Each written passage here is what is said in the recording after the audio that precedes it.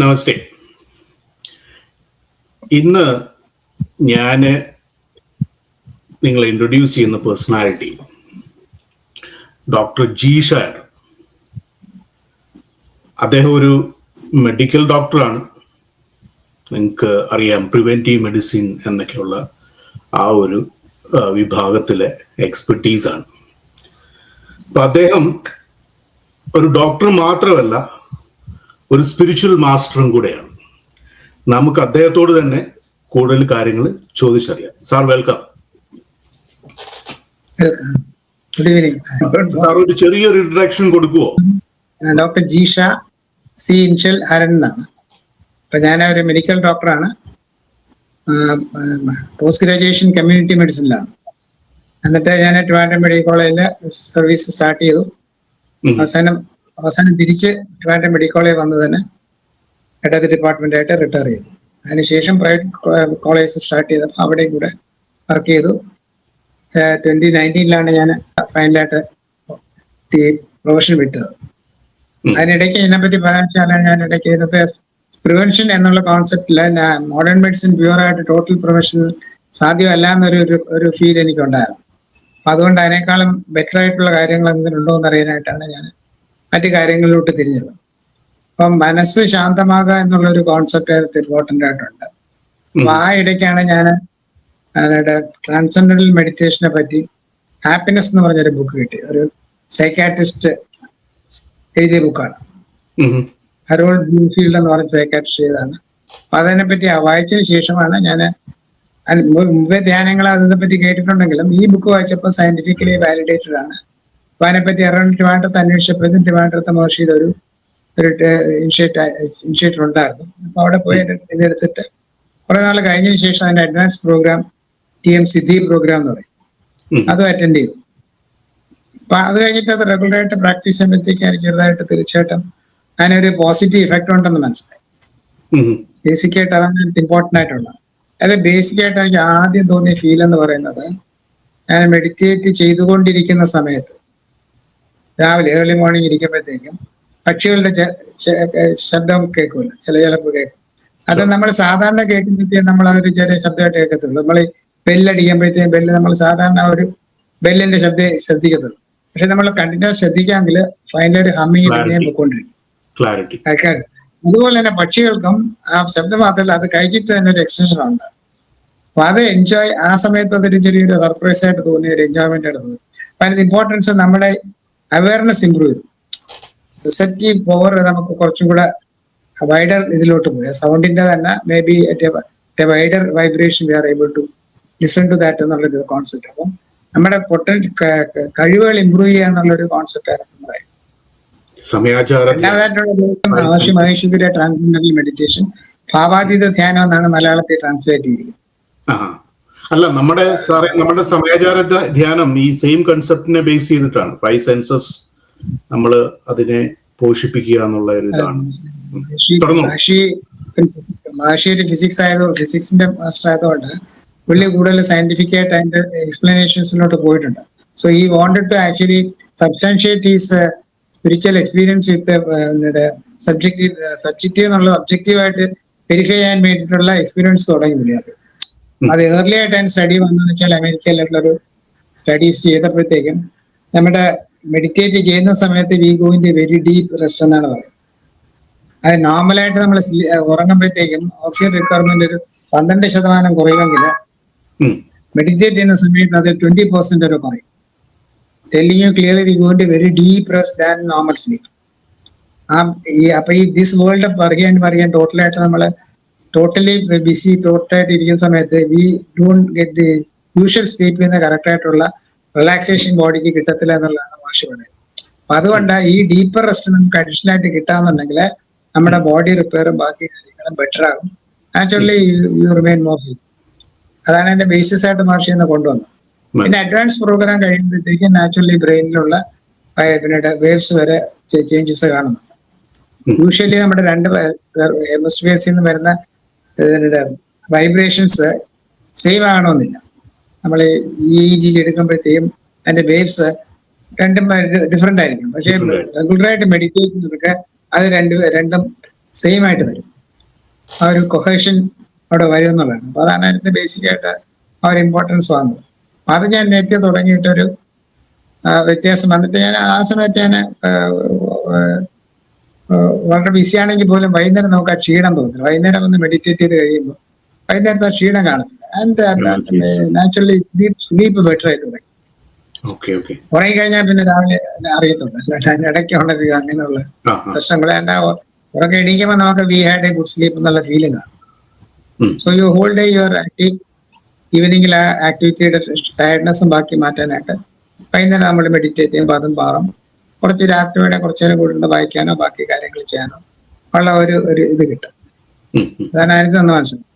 അത് കഴിഞ്ഞതിന് ശേഷമാണ് പിന്നെ കുറച്ചാൾ കഴിഞ്ഞപ്പോൾ ഞങ്ങളുടെ കൂടെ തന്നെ മെഡിറ്റേറ്റ് ചെയ്ത് അഡ്വാൻസ് പ്രോഗ്രാം, ഈ സിദ്ധ പ്രോഗ്രാം എന്ന് പറയുന്നത് ചില സൂത്രങ്ങൾ തരും. ആ ഫൈനൽ സൂത്ര എന്ന് പറയുന്നത് ഫ്ലൈങ് സൂത്ര എന്നാണ് മഹർഷി പറയുന്നത്. അത് നമ്മൾ ഈ ഒരു മെഡിറ്റേറ്റീവ് സ്റ്റേറ്റിൽ എത്തിയിട്ട് ഈ ഒരു പറഞ്ഞിരിക്കുന്ന സൂത്രം മനസ്സ് ഓർത്ത് കഴിയുമ്പോൾ നമ്മൾ ജസ്റ്റ് ബോഡി ഓട്ടോമാറ്റിക്കായിട്ട് ലിഫ്റ്റഡ് ആവും. നമ്മൾ വോളണ്ടറി ആയിട്ട് നമ്മളൊന്നും ചെയ്യുന്നില്ല. It happens spontaneously. അപ്പൊ അതുകൊണ്ടാണ് അതിനെ ഫ്ലൈങ് സൂത്ര എന്ന് പറയുന്നത്. ബോഡി ലിഫ്റ്റഡ് ആയിട്ട് താഴും. വിത്ത് അവർ എഫേർട്ട് അല്ല, ടോട്ടലി സ്പിരിച്വൽ പ്രോസസ് ആണ്. അപ്പൊ അത് കിട്ടിയ ഒരു ഇലക്ട്രോണിക്സ് എഞ്ചിനീയർ ഞങ്ങളുടെ കൂടെ ഉണ്ടായിരുന്നു. അദ്ദേഹം പെട്ടെന്ന് മാതാ അമൃതാനന്ദമയുടെ ശിഷ്യനായിട്ട് ചെന്നങ്ങ് ജോയിൻ ചെയ്തു. And he was a Muslim. ആ സമയത്ത് നാച്ചുറലി ഒരുപാട് പ്രോബ്ലംസ് ഒക്കെ ഉണ്ടായി. അപ്പൊ ആ കാര്യങ്ങൾ അനുസരിച്ചാണ് ഞാൻ മാതാ അമൃതാനന്ദമയുടെ തരുന്നത്. നാച്ചുറലി ആ സ്പിരിച്വൽ ബാക്ക്ഗ്രൗണ്ട് ഉള്ളതുകൊണ്ട് അമ്മയുടെ പൊട്ടൻഷ്യലിനെ പറ്റി ഒരു ചെറിയൊരു ഗ്രാഹ്യമെങ്കിലും നമുക്കുണ്ടായിരുന്നു. അല്ലാണ്ട് സാധാരണ ഒരു സ്ത്രീ അല്ല. Naturally we all know she is only educated to 4th standard. And now she is has a very large organization. To manage that, it is not a simple thing. അപ്പൊ ആ ഒരു പൊട്ടൻഷ്യൽ എങ്ങനെ വരുന്നു? പലരും സയന്റിഫിക് ആയിട്ട് background ഉള്ളവരെല്ലാം ആ തട്ടിപ്പാണ്ട് വെട്ടിപ്പാന്ന് പറയുമെങ്കിൽ they don't think, ഒരു ഡീപ്പായിട്ട് ചിന്തിക്കുന്നില്ല. വെട്ടിപ്പാണെങ്കിൽ നമ്മുടെ നാട്ടിലെ പോലീസുകാരും യുക്തിവാദികളും കമ്മ്യൂണിസ്റ്റുകാരും ഒക്കെ ഇതിനെ തകർക്കാനായിട്ട് നോക്കി നടക്കാണ്. അപ്പൊ എന്തെങ്കിലും ഒരു വിധത്തിൽ ഏതെങ്കിലും ഒരു ഫ്ലോ അമ്മയുടെ ഓർഗനൈസേഷൻ കണ്ടുപിടിക്കാൻ അവർക്ക് കഴിഞ്ഞിട്ടില്ല. അങ്ങനെയാണെങ്കിൽ തീർച്ചയായിട്ടും ലീഗലായിട്ടുള്ള പ്രൊസീജിയേഴ്സ് വന്നേ. അത് അവർക്ക് കഴിഞ്ഞിട്ടില്ല. അപ്പൊ അങ്ങനെയെങ്കിലും വരുമ്പോഴത്തേക്കും നമ്മൾ ഫർദറായിട്ട് ചിന്തിക്കേണ്ടതല്ലേ. അത് വെറും ഒരു ഇതാണോ, മാജിക് ആണോ, ട്രിക്കാണോ? അല്ല, അങ്ങനെ പറ്റത്തില്ല. They are controlling humans. ഇത്രയും ആൾക്കാരെ അവരുടെ ഒരു ഡിവോട്ടീസ് ആയിട്ട് നിർത്താൻ പറ്റുന്നുണ്ടെങ്കിൽ it something beyond even potential. ആ ഒരു ഫീല് നമുക്ക് ഉണ്ടാകും. അതിനുശേഷം എനിക്ക് ഇൻട്രസ്റ്റ് ഉണ്ട്. ഞാൻ പല ഗുരുക്കന്മാരെയും കണ്ടിട്ടുണ്ട്. ശ്രീ രവിശങ്കറിനെ കണ്ടിട്ടുണ്ട്. പിന്നെ പേഴ്സണലായിട്ടുള്ള ചെറിയ പിന്നെ അതിനുശേഷമാണ് ഞാൻ റേക്കി മാസ്റ്റർ ആകുന്നത്. റേക്കി എൻ്റെ ഒരു ട്രാൻസ്മെഡിറ്റേഷൻ ചെയ്യുന്നതിനൊരു ഫ്രണ്ടാണ് റേക്കിയെ പറ്റി ഇൻട്രൊഡ്യൂസ് ചെയ്തത്. ഇപ്പൊ റേക്കി നമുക്ക് ട്രാൻസ്മെഡിറ്റേഷൻ സ്വന്തമായിട്ടുള്ള നമ്മുടെ ഹെൽത്ത് ഇമ്പ്രൂവ് ചെയ്യും ബാക്കി കാര്യങ്ങളൊക്കെ ചെയ്യുമെങ്കിലും റേക്കി ചെയ്യുമ്പോൾ നമുക്ക് നമ്മുടെ കയ്യിലൊരു ബാക്കിയുള്ള ഹീൽ ചെയ്യാനൊരു പൊട്ടൻഷ്യൽ കിട്ടുന്നു. റേക്കി നമ്മൾ അറ്റൻഡ് ചെയ്ത് കഴിഞ്ഞിട്ട് പിന്നെ become A master. 3rd degree 2nd degree എടുത്തു കഴിഞ്ഞാൽ നമുക്ക് ഞാൻ മാസ്റ്റർ ആകുമ്പോഴത്തേക്ക് എനിക്ക് വേറൊരാളെ അറ്റൻഡ് ചെയ്ത് കൊടുക്കാൻ പറ്റും. So that he can pass energy. അപ്പൊ റേക്കിയുടെ ബേസിസ് എന്ന് പറയുന്നത്, റേക്കിയുടെ മീനിങ് തന്നെ യൂണിവേഴ്സൽ ലൈഫ് ഫോഴ്സ് എനർജി. അപ്പൊ ഇത് നമുക്ക് നമ്മുടെ ശരീരത്തിൽ കൂടെ വേറൊരാൾക്ക് പാസ് ചെയ്യാൻ പറ്റും. അപ്പൊ ഞാനാണ് പാസ് ചെയ്യുന്നുള്ള ഫീൽഡ് പാടില്ല. Because it is all reiki which does it. അപ്പൊ റേക്കി കിട്ടേണ്ട നമ്മൾ ചെയ്യുന്ന ആ സമയത്ത് we just thank reiki, we thank myself and we thank the person who is receiving it. ആ ഒരു 3 താങ്ക്സ് നമ്മൾ പറയുമ്പോഴത്തേക്കും നമ്മുടെ സറണ്ടർ ആണ്. We surrender to reiki. ആ സറണ്ടറിലാണ് ഇതെല്ലാം സംഭവിക്കുന്നത്. And you are only a channel. അത് ക്ലിയർ ആണ്. നമുക്ക് ഞാനാണ് കൊടുക്കുന്നതെന്ന് ഒരിക്കലും നമ്മൾ ക്ലെയിം ചെയ്യാൻ പാടില്ല. Because we have invoked reiki. Reiki does everything. We are only just channels. And we are known as Reiki channels. Reiki master എന്നൊക്കെ പറയുന്നതൊക്കെ അതിൻ്റെ അകത്തൊരു നമ്മുടെ മറ്റുള്ളവർക്ക് ആ ഇൻഫർമേഷൻ കൊടുക്കാനുള്ള ഒരു കഴിവ് വരുമ്പോൾ നമ്മൾ അങ്ങനെ പറയുന്നത്. അതിന്റെ മാസ്റ്ററും ഗ്രാൻഡ് മാസ്റ്റർ എന്നൊക്കെ ശരിക്കും പറഞ്ഞാൽ റേക്കിയിൽ അങ്ങനത്തെ യൂസേജ് പല യൂസ് ചെയ്യുന്നുണ്ടെങ്കിലും അതിനകത്ത് അർത്ഥമില്ല. ശരിക്കും വി ആർ ജസ്റ്റ് മാസ്റ്റർ എന്ന് പറയാം. Only because you are giving others. ബാക്കിയുള്ളവർക്ക് ആ ഒരു ട്രെയിനിങ് കൊടുക്കാൻ പറ്റുന്നുണ്ട്. Maybe we can be called a master. അല്ലെങ്കിൽ everything is to reiki to do it. എനിക്ക് പേഴ്സണലായിട്ടൊരു വലിയൊരു എക്സ്പീരിയൻസ് കിട്ടിയത്, എൻ്റെ മകനെ ഞാനൊരു ഇന്റർവ്യൂവിന് കൊണ്ടുപോയി. ഇവരുടെ മാനേജ്മെന്റ് MBA കോഴ്സിന് വേണ്ടിയിട്ടുള്ള ഇന്റർവ്യൂ. അപ്പൊ ഇവൻ എന്റെ വഴിക്ക് പിന്നീട് അകത്തോട്ട് കയറി കഴിഞ്ഞപ്പോ ഞാൻ വെളിയിൽ ഇരുന്നിട്ട് ആ സിറ്റുവേഷൻ റേക്ക് കൊടുത്തു. റേക്ക് കൊടുത്തപ്പോ നമുക്ക് കൊടുക്കുന്ന സമയത്ത് നമ്മുടെ കൈ കൂടെ എന്തോ പോകുന്ന ഒരു ഫീല് നമുക്ക് കിട്ടും. അപ്പൊ ഇറ്റ് വാസ് ഒരു സ്ട്രോങ് ആയിട്ട് പോയിക്കൊണ്ടിരിക്കുകയാണ്. എനർജി രണ്ട് കൈയുടെ ഇടയിലാണ് നമ്മളിങ്ങനെ വെച്ചിരിക്കുന്നത്. അപ്പൊ രണ്ട് കൈയുടെ ഇടയിൽ ആ എനർജി പോകുന്നത് നമുക്ക് നന്നായിട്ട് ഫീൽ ചെയ്യുന്നുണ്ട്. കുറച്ച് കഴിയുമ്പോൾ പെട്ടെന്ന് ഈ എനർജി പോകുന്ന ആ ഫീൽ അങ്ങ് വിട്ടുപോയി. ഞാൻ വെച്ചിട്ട് എന്ത് പറ്റി, അവൻ എന്തെങ്കിലും പെട്ടെന്ന് വെച്ചപ്പം standing in front of me. അപ്പം ഇന്റർവ്യൂ കഴിഞ്ഞതുകൊണ്ടാണ് കട്ട് ഓഫ് ദി എനർജി. അപ്പൊ അതുകൊണ്ട് അന്ന് എനിക്ക് ക്ലിയർ ആയി reiki has its own intelligence. ഞാൻ ചോദിച്ചോട്ടെ, അപ്പൊ എനിക്ക് തോന്നിയിട്ടുള്ള ഒരു കാര്യമാണ് സാർ പറഞ്ഞത്. അതായത് നമ്മളുടെ ഇപ്പോഴത്തെ മോഡേൺ മെഡിസിൻ അതൊരു കംപ്ലീറ്റ് അല്ല, ഒരു complete level of root cause curing അല്ല എന്ന് എനിക്ക് തോന്നിയിട്ടുണ്ട് ആസ് എ നോൺ ഡോക്ടർ. അപ്പൊ സാർ ആസ് എ ഡോക്ടറിനും ആ സെയിം ഫീല് വന്നിട്ടുണ്ടെന്ന് സാർ പറഞ്ഞു. അത് എന്തുകൊണ്ടാണ് അങ്ങനെ തോന്നാൻ കാരണം? മോഡേൺ മെഡിസിൻ നമ്മൾ ഒരിക്കലും പറയുന്നില്ല നമ്മൾ കംപ്ലീറ്റ് ഉണ്ടെന്ന് ഒരിക്കലും പറയുന്നില്ല. അവർക്ക് അത് എല്ലാ ഡോക്ടേഴ്സിനും അറിയാവുന്ന കാര്യമാണ് കംപ്ലീറ്റ് അല്ല എന്നുള്ളത്. പക്ഷെ അതിനെ ഫെർദറായിട്ട് പിന്നെ അവര് ആ മെറ്റീരിയൽ ലെവലിൽ നിന്നുകൊണ്ടേ അവർ ചിന്തിക്കുന്നു. ബിയോണ്ട് മെറ്റീരിയൽ എന്തെങ്കിലും ഉണ്ടെന്നുള്ളത് മോഡേൺ സയൻസിനുള്ള modern science problem it is purely material. Manifested തിങ്സിനകത്ത് മാത്രമേ അവർക്ക് എക്സ്പീരിയൻസ് ഉള്ളൂ. ഇമോഷൻസ് ഒക്കെ അവരെ പല സ്റ്റഡീസ് ചെയ്യുന്നുണ്ടെങ്കിലും അതിന്റെ ഡെപ്തിലോട്ട് അവർക്ക് പോകാൻ പറ്റില്ല. പക്ഷെ ആ ഒരു കോൺസെപ്റ്റ് അവർക്ക് ഇല്ല. അവിടെയാണ് എന്റെ പ്രോബ്ലം. ഞാൻ ബേസിക്കായിട്ട് നമ്മുടെ traditional Hindu knowledge is totally subjective. മനുഷ്യന്റെ മനസ്സിനെ ഏതൊക്കെ വിധത്തിലാണ് അതിന്റെ പൊട്ടൻഷ്യൽ എത്രമാത്രമേ ഉണ്ടെന്നുള്ളൊരു അന്വേഷണമാണ് യഥാർത്ഥത്തിൽ ട്രഡീഷണൽ ഇന്ത്യൻ നോളജ്. അല്ലെ, ജീവാത്മാവ് പരമാത്മാവ് എന്നൊക്കെ പറയുമ്പോൾ അത് എന്താണെന്ന് അന്വേഷിക്കുന്നില്ല. അതൊക്കെ ഇപ്പൊ എല്ലാം സൂപ്പർസ്റ്റിഷൻ ആയിട്ടാണ് കണക്കാക്കുന്നത്. ഒരു ആത്മാവ് വേറൊരു ശരീരത്തിൽ കയറി എന്നൊക്കെ പറയുമ്പോൾ ശുദ്ധ അസംബന്ധമാണ് പറയുന്നത്. നൗ ഇറ്റ് ഈസ് ബിക്കം ഇപ്പം വെസ്റ്റേൺ ഇതിൽ നിന്ന് തന്നെ ഒരുപാട് ഈ doctor Brian Weiss, Michael Newton അങ്ങനെയുള്ള ഒരുപാട് ബുക്സ് പബ്ലിഷ്ഡ് ആണ്. അപ്പൊ അതിനകത്ത് ഒരു ബുക്കിന്റെ പേര് ഫ്രീയിങ് ദി കാപ്റ്റീവ്സ് എന്നാണ്. Freeing the captives. അതിന്റെ ഇമ്പോർട്ടൻസ് വെച്ചാല് ഒരു ശരീരത്തില് ഒരു അഡീഷണൽ ആത്മാവ് കയറിയിട്ടുണ്ട്. So they start showing a behavioural problem. ഈ അഡീഷണൽ ആത്മാവിന്റെ ഇൻഫ്ലുവൻസും കൂടെ കൊണ്ടിട്ട് നോർമലായിട്ട് നേരത്തെ ഉണ്ടായിരുന്ന ബിഹേവിയറൽ ഓൾട്ടറേഷൻ വരും. അപ്പൊ നമ്മളെ ഒരു ഡീപ്പർ ലെവലിൽ കൊണ്ടുപോയിട്ട് ഹിപ്നോസിൽ കൊണ്ടുപോയിട്ട് ആ കയറിയിരിക്കുന്ന ആത്മാവായിട്ട് ഡിസ്കസ് ചെയ്തിട്ട് ആ ആത്മാവിനെ നമ്മൾ പറഞ്ഞു വിടും.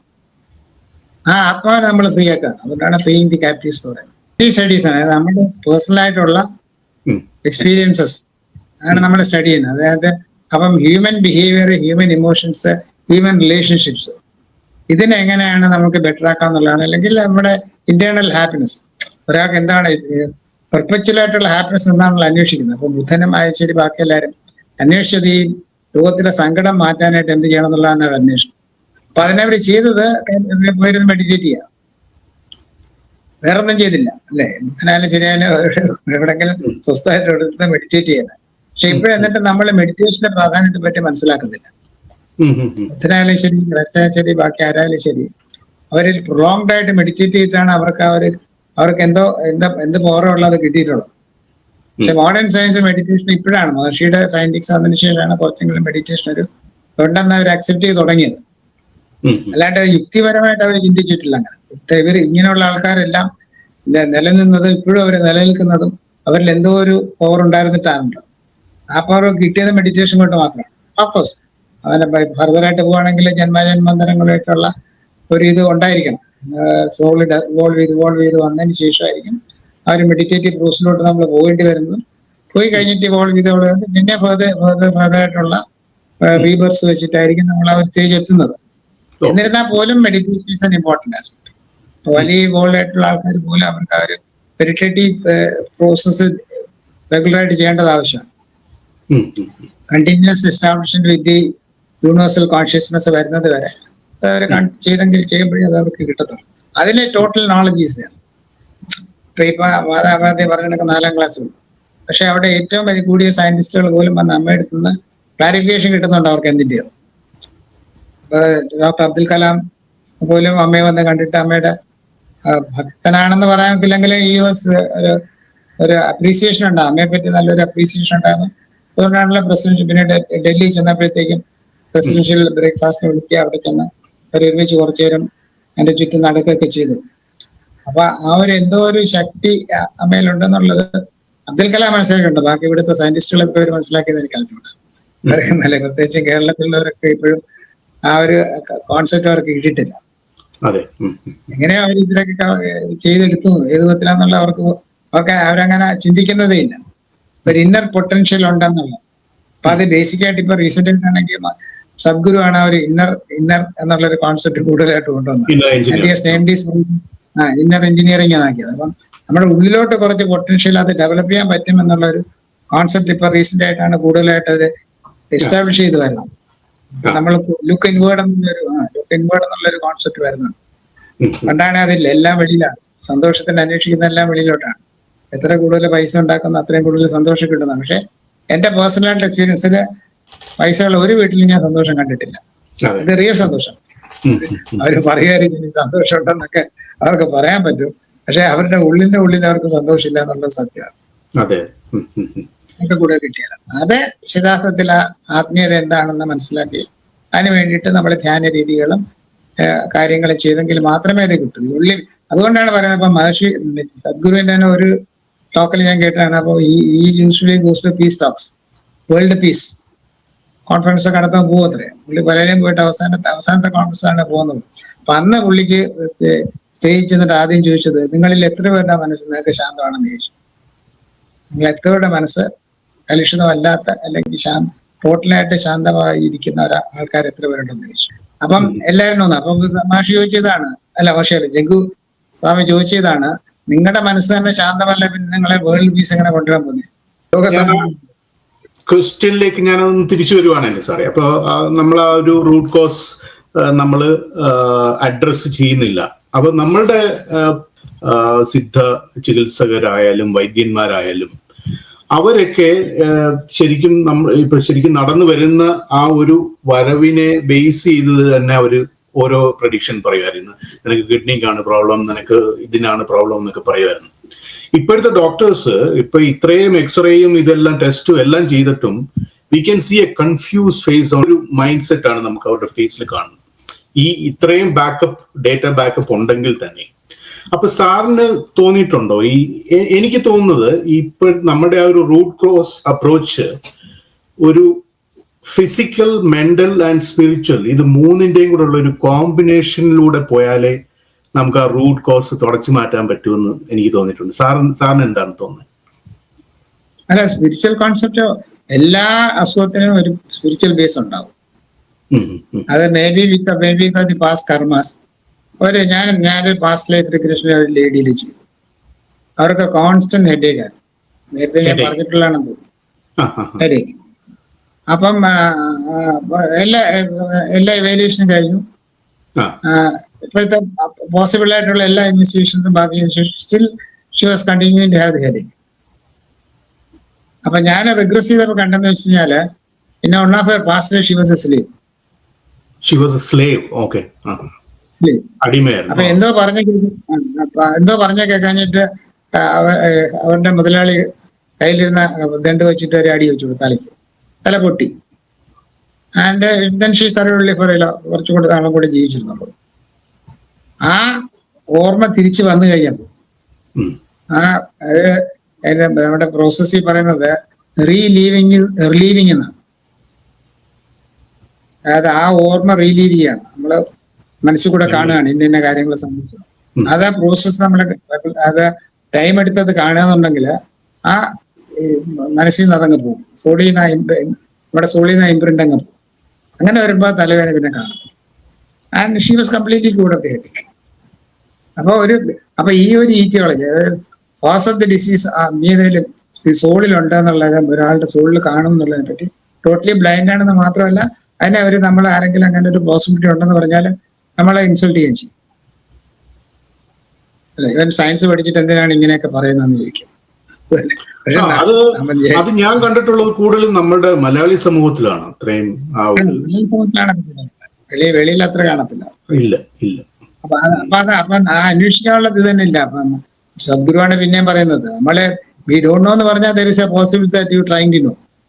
അതില്ല എന്ന് പറഞ്ഞാൽ പിന്നെ ചോദിക്കുന്നില്ല.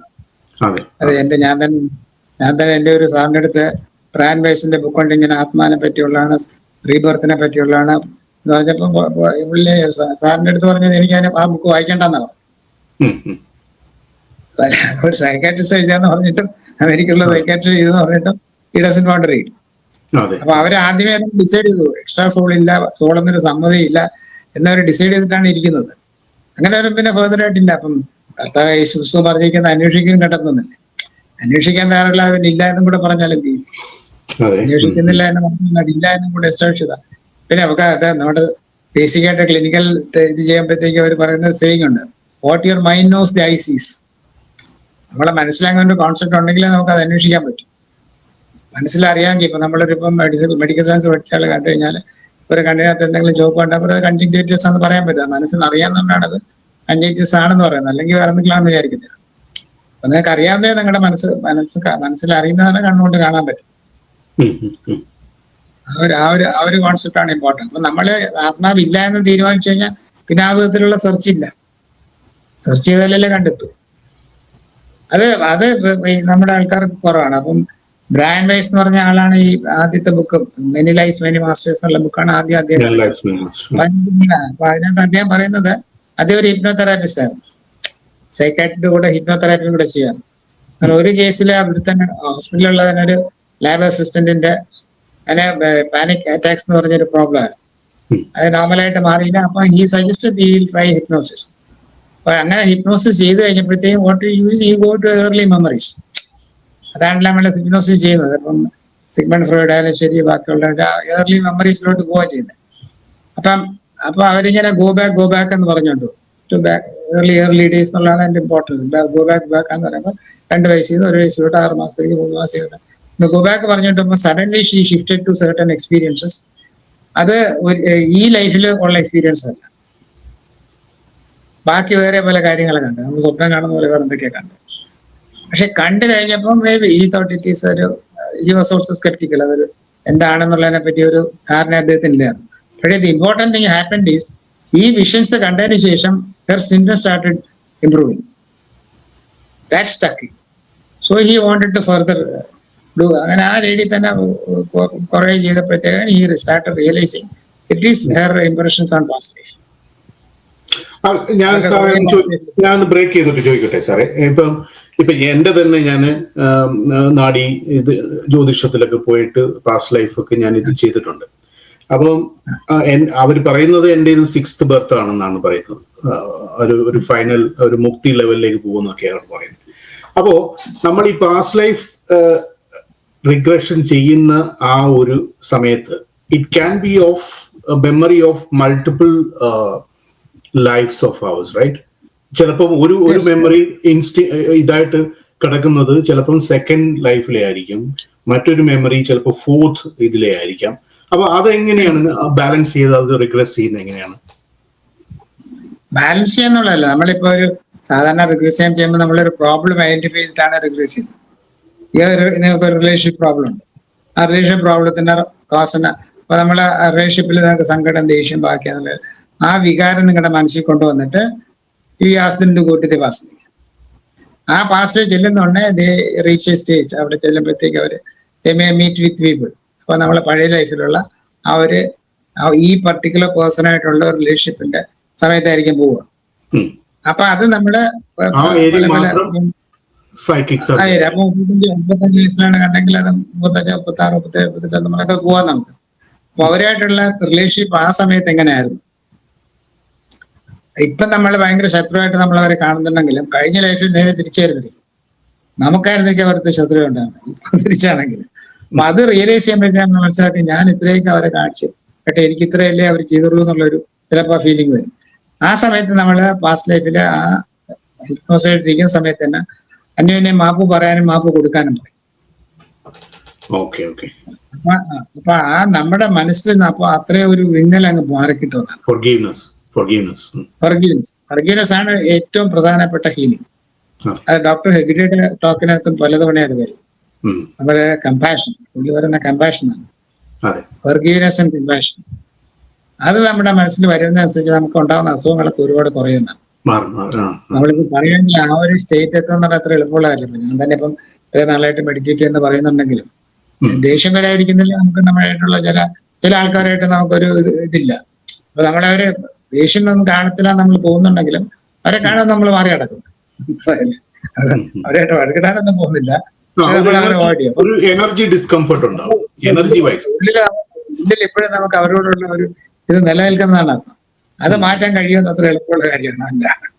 അതാണ് അപ്പം കൂടുതൽ റെഗുലർ ആയിട്ടുള്ള മെഡിറ്റേഷൻ പ്രോസസ് കൊണ്ട് ആ ഇന്റൻസിറ്റി വലുതായിട്ട് കുറയ്ക്കാൻ പറ്റും. പക്ഷെ പൂർണ്ണമായിട്ട് മാറാനായിട്ട് നല്ല എഫേർട്ട് തന്നെയാണ്. അത് ശരിക്കും പറഞ്ഞാല് വേൾഡ് ലൈഫിൽ നിന്ന് വിട്ടു നിൽക്കേണ്ടി വരും. അങ്ങനെയൊക്കെ ആ ഒരു സ്റ്റേജിലേക്ക് എത്തണമെങ്കിൽ വേൾഡിൽ നിൽക്കുന്ന സമയത്ത് അത് കുറച്ച് പ്രയാസമായിരിക്കും. അല്ലെങ്കിൽ അത്ര റെഗുലർ ആയിട്ടുള്ള മെഡിറ്റേറ്റ് ചെയ്യുന്ന ആളായിരിക്കും. അപ്പൊ ഓരോ ഏരിയയിൽ പോയി പ്രിസിഷൻ സർജറി ചെയ്താണ് റിവേഴ്സ് ചെയ്ത് മാറ്റുന്നത്. ഇപ്പൊ ഈ തലവേദന കാര്യം പറഞ്ഞപ്പോഴും ഞങ്ങളെ തലവേദന മനസ്സിൽ വെച്ചുകൊണ്ട് യുഗോട്ട് എന്ന് പറഞ്ഞപ്പോഴാണ് ഈ ഇമ്മീഡിയറ്റ് ആയിട്ട് അതിൽ തന്നെ ചെന്നത്. അപ്പൊ അവിടെ വെച്ചിട്ട് മാറില്ലെങ്കിൽ പിന്നെ നമ്മുടെ ആ അടി കിട്ടാനായിട്ടുള്ള കോസ് ഉണ്ടായിരുന്നു. അത് അതിന്റെ മുമ്പത്തെ ലൈഫിലുള്ള എന്തെങ്കിലും പെർട്ടിക്കുലർ റീസൺ വെച്ചായിരിക്കും ഈ ലൈഫില് ഈ അറ്റാക്ക് ആയിരുന്നു. അപ്പൊ അവിടെ സ്വിച്ച് ചെയ്ത് പോകാൻ പറ്റുമോ? സ്വിച്ച് ചെയ്ത് പോകണം. പോയാല് കംപ്ലീറ്റ് ആയിട്ടുള്ള ഒരു രീതിയിലോട്ട് നമുക്ക് പോകാൻ പറ്റും. അത് പലപ്പോഴും നമ്മൾ ചെയ്തുകൊണ്ടിരിക്കുന്ന സമയത്ത് ചിലപ്പോൾ നമുക്ക് അങ്ങനെ ഒരു ഫീല് വരണമെന്നില്ല. അല്ലെങ്കിൽ അത്ര ഇതായിട്ട് നമ്മൾ റെഗുലറായിട്ട് ചെയ്തുകൊണ്ടിരുന്നെങ്കിൽ മാത്രമേ നമുക്ക് ആ ഒരു ഇതിലോട്ട് പോകാനൊക്കത്തുള്ളൂ. ഞാൻ അത്ര റെഗുലറായിട്ട് ഇപ്പൊ ചെയ്യുന്നില്ല. ഇപ്പൊ കുറെ നാളായിട്ട് ഞാനത് ചെയ്യുന്നില്ല. അതുകൊണ്ട് ഇപ്പൊ നമുക്ക് ഈയിടെ ഞാൻ ചെയ്യാൻ നോക്കിയിട്ട് പോയില്ല. അപ്പൊ അത് റെഗുലറായിട്ട് ചെയ്യുമ്പോഴേ നമുക്ക് അതിന്റെ ആ ഒരു ഇത് കിട്ടത്തുള്ളൂ. എല്ലാം നമ്മളെ പ്രാക്ടീസ് കൊണ്ടാണ്, അല്ലാണ്ട് നമ്മൾ പെട്ടെന്നൊന്നും ആരുടെ ഇതിൽ വരുന്നതല്ല. ഞാൻ തന്നെ ഇത് ശരിക്കും പറഞ്ഞാല് ഡോക്ടർ ന്യൂട്ടൺ കൊണ്ടാവെട്ടി എന്ന് പറഞ്ഞൊരു ഡോക്ടർ ആണ് ഇന്ത്യയിൽ ഇത് റെഗുലറായിട്ട് ക്ലാസ്സസ് നടത്തുന്നത്. ഫസ്റ്റ് ലൈഫ് റിഗ്രഷന്റെ class. He has other many other spiritual processes പുള്ളി ചെയ്യുന്നുണ്ട്. അല്ലെ, ആൻഡ് ഈ റെസിറ്റ് എക്സ്റ്റൻസീവ് ആയിട്ട് ചെയ്യുന്നതാണ്. ഒരാഴ്ചത്തെ കോഴ്സ് ഉള്ളെങ്കിൽ ഒരാഴ്ചത്തെ കോഴ്സ് രാവിലെ 9 തൊട്ട് രാത്രി 10:15 വരെയാണ് ക്ലാസ് പോകുന്നത്. Nobody gets tired. വെച്ചാൽ എല്ലാം you are getting new information. ഓരോന്നും പുതിയതായിട്ടുള്ള കാര്യങ്ങളാണ്. ഓരോരുത്തരെയും അവിടെ പാസ്റ്റിൽ റിഗ്രസ് ചെയ്യുമ്പോഴത്തേക്ക് അവരുടെ ഓരോരുത്തരുടെ എക്സ്പീരിയൻസ് ഇന്റർലി ഡിഫറെന്റ് ആണ്. ചിലപ്പോ ഒരു ഇൻട്രസ്റ്റ് ഉള്ള ആൾക്കാർക്ക് അത് ഒരിക്കലും ബോറടിക്കില്ല. 7 ദിവസം പോകുന്ന അറിയത്തില്ല. ഞാൻ 2010 അടുപ്പിച്ചാണ് ചെയ്യുന്നത്. അന്ന് ഇറ്റ് വാസ് 35,000. ഇപ്പൊ 85,000 ആക്കിയിട്ടുണ്ട്. ആൻഡ് അത് ആൾക്കാർ പോകുന്നുണ്ട്. അപ്പൊ വെറുതെ ഇത്രയും പൈസകളൊക്കെ വെറുതെ ആരും പോകില്ലല്ലോ. ചെയ്യുന്നവര് ഇപ്പൊ റെഗുലറായിട്ട് ചെയ്യുന്നവര് ചാർജ് 2 മണിക്കൂർ എടുക്കും. ഒരു ദിവസം നമുക്ക് ചെയ്തു വരുമ്പോഴത്തേക്കും 2 മണിക്കൂർ ഫസ്റ്റ് സെഷൻ എടുക്കാം. അപ്പൊ ആദ്യമായിട്ട് ഹിസ്റ്ററി ടേക്കിങ് ബാക്കി കാര്യങ്ങളെല്ലാം ചെയ്തു വരും. ഫസ്റ്റ് ടൈം എന്തായാലും നമുക്കൊരു 2 മണിക്കൂറോളം എടുക്കും. അപ്പൊ അതായിട്ട് ഇങ്ങനെ അവര് കണ്ടോണ്ടിരിക്കുകയാണെങ്കിൽ നമുക്ക് ബോറടിക്കത്തില്ല. പക്ഷെ ചിലർ ഇങ്ങനെ സൈലന്റ് ആയിട്ടിരിക്കും.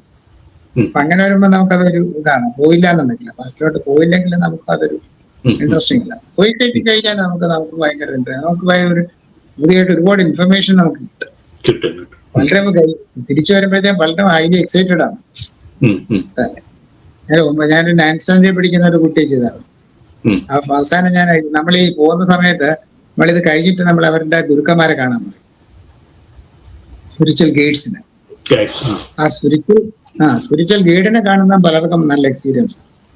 അപ്പൊ ഞാനീ പറഞ്ഞ 9th സ്റ്റാൻഡേർഡിൽ പഠിക്കുന്ന കുട്ടിയെടുത്ത് ഞാൻ പറഞ്ഞു കൂറ്റിയോ ഗുരു എന്ന് പറഞ്ഞപ്പോഴത്തേക്ക് അവിടെ ചെന്നിട്ട് ഒരു ശബ്ദം കിട്ടും, ഈ ലുക്ക് ഇൻസൈഡ് എന്ന് പറഞ്ഞിട്ട്. നോക്കിയപ്പോൾ അതിനകത്തൊരു കണ്ണാടിയാണ് ഇരിക്കുന്നത്.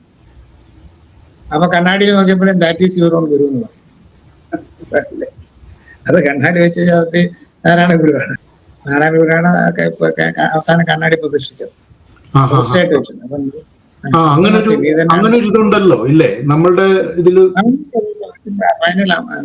ഗുരുവിന്റെ അവസാനത്തെ പ്രതിഷ്ഠ കണ്ണാടിയാണ്. നിന്നിൽ തന്നെയാണ് നീ തന്നെയാണ് എന്റെ ദൈവം എന്നുള്ള അത് തിരിച്ചറിയാന്നുള്ളതാണ് ഇമ്പോർട്ടൻസ്.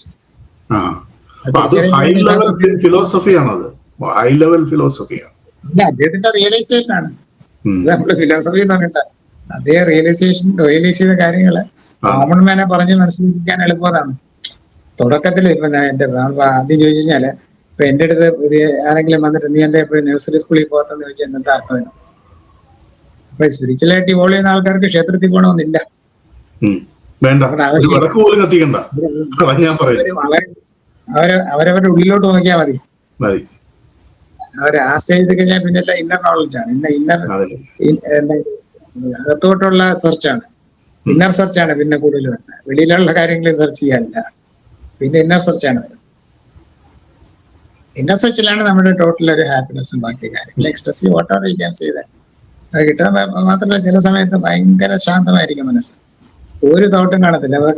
പിന്നീട് ഒരു കടല് ശാന്തമായാലും എങ്ങനെയാന്നുള്ളതാണ്. തിരമാലയൊന്നും ഇല്ലാത്തൊരു കടലെന്ന് നിങ്ങൾ ആലോചിച്ചു.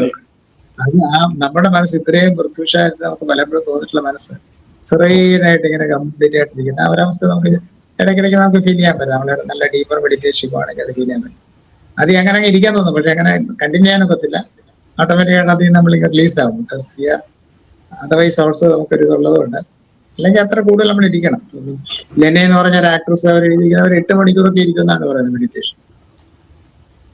ഓട്ടോബയോഗ്രഫി ഗോഡെന്നും പറഞ്ഞ ബുക്ക് ചെയ്തില്ലേ, അവര് പറയുന്നത് അവർ 8 മണിക്കൂർ കൂടുതലൊക്കെ ചിലപ്പോൾ ഇരുന്നങ്ങ് മെഡിറ്റേറ്റ് ചെയ്യാറുണ്ടെന്നാണ്. അപ്പൊ അത് അവർ already she has gone into that potential. അത് റെവല്യൂഷൻ ആയിട്ട് വന്നു കഴിഞ്ഞു. അതുകൊണ്ടാണ് അവർക്ക് ആ ഒരു അത്രയും നേരം ഇരിക്കാൻ പറ്റും. നമുക്ക് ഒരു 10, 15, 20 മിനിറ്റൊക്കെ ഇരുന്ന് കഴിയുമ്പോഴത്തേക്കും കാല് കഴിക്കുക, അവിടെ കഴിക്കും, ഇവിടെ കഴിക്കും, മാറ്റേണ്ടി വരും. ഒരു പോസ്റ്റർ കിട്ടി കഴിഞ്ഞു കഴിഞ്ഞാൽ പിന്നെ ഇരിക്കും, നമ്മളങ്ങ് ഇരുന്നു. ഇത് വരണമല്ലോ.